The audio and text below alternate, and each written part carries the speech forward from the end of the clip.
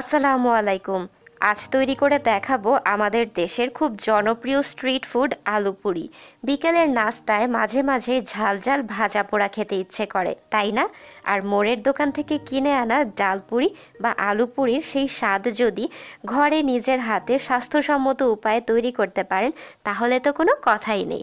আর ভেতরে এরকম বেশি করে আলুর পুর দেওয়া পুরি কি আপনি দোকানে পাবেন? আমার তো একদমই মনে হয় না। আজ একদম পারফেক্ট আলু পুরি তৈরির কলা কৌশল আপনাদের দেখিয়ে দিব।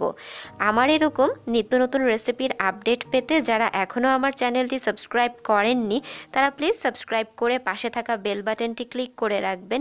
এতে করে আমি যখনই নতুন কোনো রেসিপি আপলোড করব, আপনারা সাথে সাথেই নোটিফিকেশন পেয়ে যাবেন। প্রথমেই একটা মিক্সিং বলে আমি মেজারমেন্ট কাপের 2 কাপ ময়দা নিয়ে নিয়েছি। আর এই পুরিটা তৈরি করতে অবশ্যই ময়দা দিয়েই তৈরি করবেন, আটা দিয়ে কিন্তু ভালো হয় না। স্বাদ অনুযায়ী লবণ এবং 2 টেবিল চামচ সয়াবিন তেল দিয়ে দিচ্ছি। যত কাপ ময়দা ঠিক তত টেবিল চামচ তেল নিতে হবে। তেলের পরিমাণ কম হলে পুরিটা খেতে কিন্তু রাবারের মতো শক্ত লাগে। এখন এই সব কিছুকে একসাথে মেখে নিচ্ছি। মাখতে মাখতে যখন এরকম ব্রেড ক্রাম্বসের মতো ঝুরঝুরে হয়ে যাবে, ওই পর্যায়ে অল্প অল্প করে নর্মাল পানি যোগ করে একটা মিডিয়াম সফট খামির তৈরি করে নিচ্ছি। খামিরটা খুব বেশি নরম হবে না, হালকা নরম হবে। তো খামির করা হয়ে গেলে আমি 1 চা চামচ সয়াবিন তেল দিয়ে দিচ্ছি, যাতে ওপরের সারফেসটা ড্রাই আউট না হয়ে যায়। এরপর যে কোনো ঢাকনা বা প্লাস্টিক র্যাপার দিয়ে ঢেকে আমি 1 ঘন্টার জন্য রেস্টে রেখে দিচ্ছি। আর এটা কিন্তু খুবই জরুরি, আপনি যদি রেস্টে না রাখেন তাহলে পুরিটা কিন্তু সুন্দরভাবে ফুলে উঠবে না, আবার নরমও হবে না। তাই 1 ঘন্টার জন্য এটা অবশ্যই রেস্টে রাখতে হবে। অন্যদিকে আমি পুরির ভেতরের পুরটা তৈরি করে নিচ্ছি। এর জন্য একটা প্লেটে আমি 4টা শুকনো মরিচ নিয়ে নিয়েছি। স্বাদ অনুযায়ী লবণ দিয়ে হাতের সাহায্যে একটু গুঁড়ো গুঁড়ো করে নিচ্ছি। ঝালটা আসলে আপনারা আপনাদের পছন্দ অনুযায়ী বাড়িয়ে কমিয়ে নিতে পারবেন। এরপরে নিয়ে নিচ্ছি এখানে পেঁয়াজ বেরেস্তা এবং কিছুটা ধনেপাতা কুচি, সেই সাথে সামান্য সরিষার তেল দিয়ে একসাথে মেখে নিচ্ছি। এরপর আগে থেকে সেদ্ধ করে খোসা ছাড়িয়ে রাখা 5 থেকে 6টার মতো আলু নিয়ে নিয়েছি। আলুগুলোকে চটকে ভর্তা করে নিব।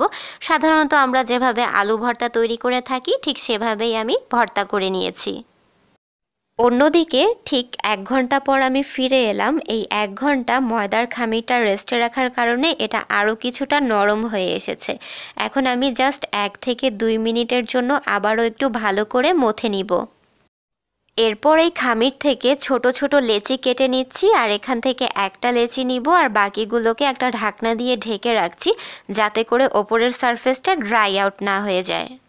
এরপর এই লেচিটা নিয়ে 2 হাতের সাহায্যে এভাবে গোল গোল করে একটু ঘুরিয়ে ফিরিয়ে একটু মসৃণ বল তৈরি করে নিচ্ছি। তারপরে আঙুল দিয়ে এভাবে চেপে চেপে একটা গর্তযুক্ত বাটির মতো তৈরি করে নিচ্ছি। তারপর যে আলু ভর্তাটা তৈরি করে রেখেছি সেখান থেকে পুরটা নিয়ে এর ভেতরে বসিয়ে দিচ্ছি। আর পুরটা আমি একটু বেশি করেই দিচ্ছি, যেহেতু ঘরেই তৈরি করছি, একটু বেশি করে দিলেই খেতে ভালো লাগবে। তারপরে এই মুখটা ভালো করে আটকে দিতে হবে, যাতে কোনোভাবেই আলুর পুরটা বাইরে বেরিয়ে না আসে বা দেখা না যায়। এরপর 2 হাতের আঙুলের সাহায্যে এভাবে চেপে চেপে একটা ছোটোখাটো রুটি বানিয়ে ফেলতে হবে। রুটিটা কিন্তু মোটা করা যাবে না, একটু পাতলা করেই বানাতে হবে। এই কাজটা আপনারা রুটি বেলার বেলন পিঁড়ি দিয়েও তৈরি করতে পারেন, তবে আমার কাছে মনে হয় ওভাবে করতে গেলে অনেক সময় রুটিটা ফেটে ভেতরের পুর বাইরে বেরিয়ে আসে। এজন্যে হাতে করাটাই বেশ নিরাপদ। তো আমি এভাবে একটু পাতলা করে একটা রুটির মতো তৈরি করে নিয়েছি। হয়ে গিয়েছে আলু পুরি। আমি আপনাদের সুবিধার জন্য আরেকটি পুরি তৈরি করে দেখাচ্ছি। আজকের পুরিগুলো আমি একটু সাইজে বড় করে বানিয়েছি, আপনারা চাইলে এর থেকে একটু ছোট করেও বানিয়ে নিতে পারেন। আর সবগুলো পুরি তৈরি করার পর আপনারা চাইলে সংরক্ষণও করতে পারবেন। সবগুলো পুরি তৈরি করার পর একটা গরম তাওয়ায় 2 পিঠ হালকা একটু সেঁকে নিয়ে যে কোনো প্লাস্টিকের এয়ারটাইট বক্সে ভরে 1 মাসের জন্য সংরক্ষণ করতে পারবেন। এখন এগুলোকে ভাজার পালা। ভাজার জন্য আমি একটা লোহার কড়াইতে ডুবো তেল নিয়ে নিয়েছি। পুরি ভাজতে আপনাকে অবশ্যই ডুবো তেলই ব্যবহার করতে হবে, তা না হলে কিন্তু পুরিগুলো ফুলে উঠবে না। একটা একটা করে পুরি দিচ্ছি আর মিডিয়াম হাই হিটে ভেজে নিব। আর ভাজার সময় এরকম একটা খুন্তির সাহায্যে নিচের দিকে প্রেস করে করে দিতে হবে, তাহলে পুরিগুলো সুন্দরভাবে ফুলে উঠবে। এভাবে দুই পাশই যখন সুন্দর সোনালি রং ধারণ করবে, ওই পর্যায়ে পুরিগুলোকে তুলে আলাদা প্লেটে নিয়ে নিচ্ছি। এভাবে করে আমি সবগুলো পুরি তৈরি করে আপনাদের পরিবেশন করে দেখাচ্ছি।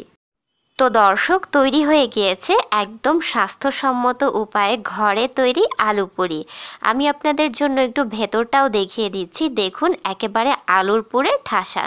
দোকানের থেকে কি কম সুন্দর লাগছে? আপনারাই বলবেন কমেন্ট করে। আজকের রেসিপি নিয়ে কোনো রকম প্রশ্ন থাকলে অবশ্যই আমাকে কমেন্ট করে জানিয়ে দিবেন। আমি আজকের মতো বিদায় নিচ্ছি, ফিরে আসবো অন্য নতুন কোনো রেসিপি নিয়ে। সেই পর্যন্ত সবাই ভালো থাকুন এবং দেখতে থাকুন জেনির শখের রান্নাবান্না। আল্লাহ হাফেজ।